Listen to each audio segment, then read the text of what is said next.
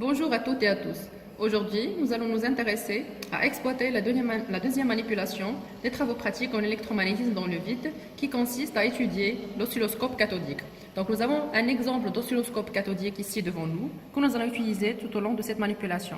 Je vous invite à découvrir les autres modèles qui sont exploités ici en laboratoire dans la séquence 3 du même SPOOK.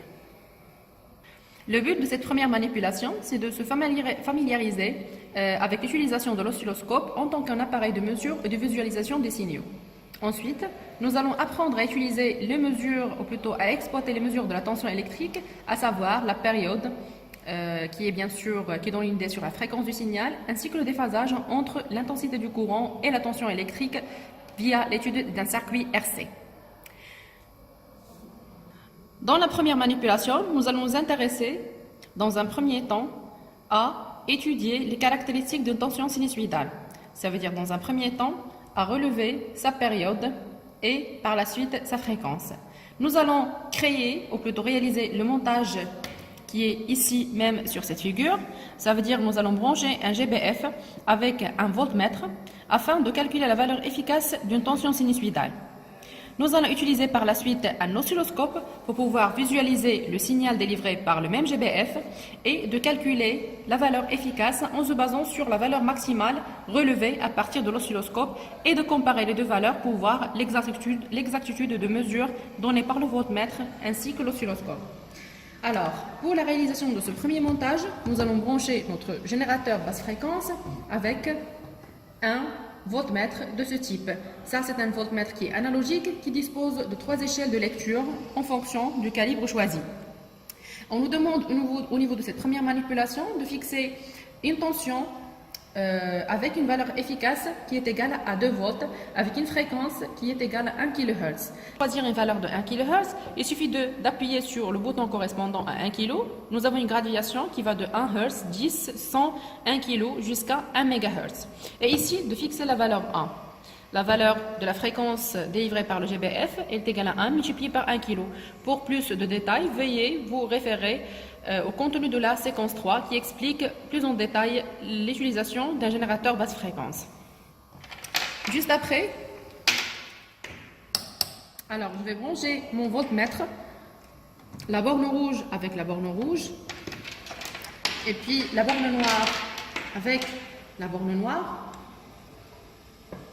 afin de fixer la valeur efficace de la tension délivrée par le GBF sur 2 volts. Alors, pour choisir le calibre correspondant, bien sûr, on essaiera de choisir le calibre le plus petit afin de diminuer la valeur de l'incertitude. Ça veut dire, si je souhaite fixer une valeur de tension qui est égale à 2 volts, je vais choisir le calibre le plus proche qui est supérieur à la tension que je souhaite mesurer. Ici, j'ai 3 volts et 7,5 volts. Alors là, je vais fixer un calibre de 3 volts et vous regardez un petit peu, la valeur de la tension, elle dépasse de loin la valeur souhaitée. Donc, je vais diminuer la valeur de l'amplitude grâce au bouton ample et je vais diminuer la valeur jusqu'à avoir exactement 2 volts. Alors là, j'arrive effectivement à avoir une valeur de 2. Bien sûr, la valeur lue, elle est égale à 2, d'accord? Ça veut dire le nombre de graduations multiplié par 3 volts divisé par pleine échelle, ce qui va me donner 2 multiplié par 3 divisé par 3. Donc, je peux simplifier par 3 pour obtenir la valeur efficace qui est égale à 2 volts. Maintenant, nous allons passer à l'utilisation de l'oscilloscope afin de mesurer ou de calculer la valeur efficace ainsi que la fréquence de la tension sinusoïdale que délivre le GBF. Donc, je vais commencer par brancher mon oscilloscope au GBF. Alors, pour ce fait, j'ai 2 canaux. Je vais utiliser un seul canal. Alors, pour la compréhension de la notion des canaux de mesure ainsi que des réglages de la masse, ainsi de suite, alors tout ceci, il est très bien détaillé au niveau du contenu de la séquence 3 de ce même SPOOK. Le branchement de l'oscilloscope, je vais utiliser le canal 1, comme c'est mentionné ici, ça c'est le canal 1. Alors là, je suis déjà sur le canal 1. Je vais brancher la borne rouge avec la borne rouge et la borne noire avec la borne noire.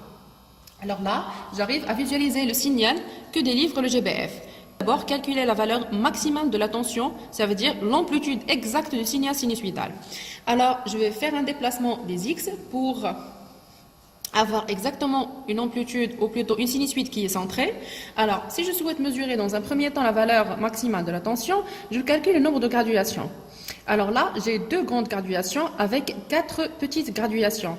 Alors, je suis sur un calibre, ou plutôt je travaille avec un calibre de 1 volt par division.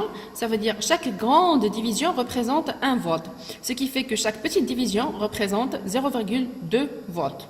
En totalité ici, j'aurai 2,8 volts.